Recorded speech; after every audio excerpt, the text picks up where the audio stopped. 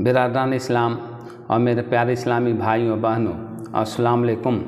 मैं फ़ारूक आज़म और आप देख रहे हैं मेरा चैनल फ़ारूक शाहीन। आज मैं आपको नबी करीम सल्लल्लाहु अलैहि वसल्लम की हदीस के ज़रिए ये बताने जा रहा हूँ कि जो शख्स किसी को नुकसान पहुँचाता है या किसी के साथ दुश्मनी करता है तो अल्लाह ताला ऐसों के साथ कैसा मामला करता है।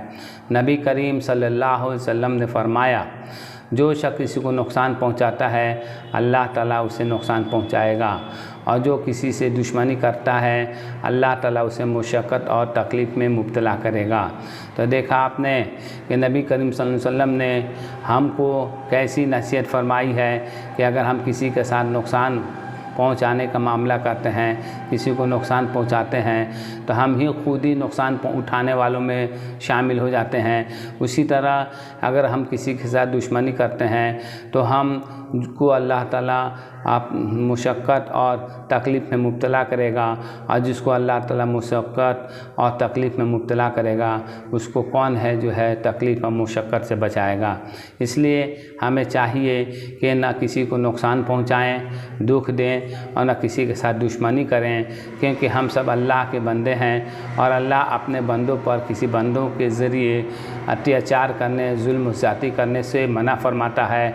और अत्याचार करने वालों को नबी करीम सल्लल्लाहु अलैहि वसल्लम ने ये वार्निंग भी दे दी है कि जब आप किसी दूसरे को नुकसान पहुंचाते हैं तो आपको भी नुकसान उठाना पड़ता है, और अल्लाह ताला आपको नुकसान पहुंचाएगा, और जिसको अल्लाह ताला नुकसान पहुंचा दे उसको नफ़ा पहुंचाने वाला कोई नहीं है। इसी तरह अगर आप अल्लाह के बंदों के साथ दुश्मनी करते हैं तो अल्लाह ताला आपको दुख, तकलीफ़, मुसीबत में मुब्तला करता है। इसलिए हमें न किसी के साथ दुश्मनी करनी चाहिए और न किसी को नुकसान पहुंचाने की कोशिश करनी चाहिए, क्योंकि उसका वबाल जो है हमारे सर पर खुद आता है। इसलिए कहा गया है आसमान पे थूकते हैं तब आखिर वो आप ही के ऊपर पड़ता है, या कीचड़ में जो अगर ढेला आप फेंकते हैं तो छींटा जो है गंदगी का वह आपके ऊपर भी पड़ता है। इसलिए हमें चाहिए कि न हम किसी को नुकसान पहुंचाएं और न खसारे वालों में हों।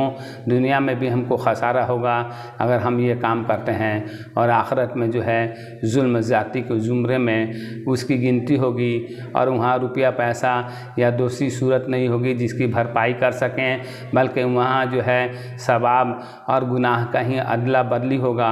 इसलिए हमें चाहिए कि वहाँ के अज़ाब से भी बचें और दुनिया में दुख, तकलीफ़, मुसीबत और नुकसान से बहुत बचें।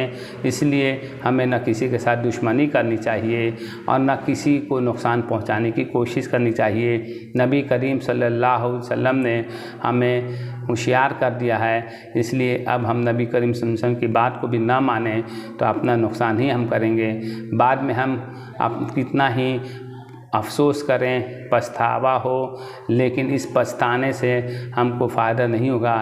इसलिए हमें चाहिए कि नबी करीम सल्लल्लाहु अलैहि वसल्लम की हदीस पर अमल करें और अल्लाह के बंदों को चैन और सुकून से रहने दें, और हम भी खुद चैन और सुकून से रहें। जज़ाकल्लाह खैरा। अस्सलाम वालेकुम।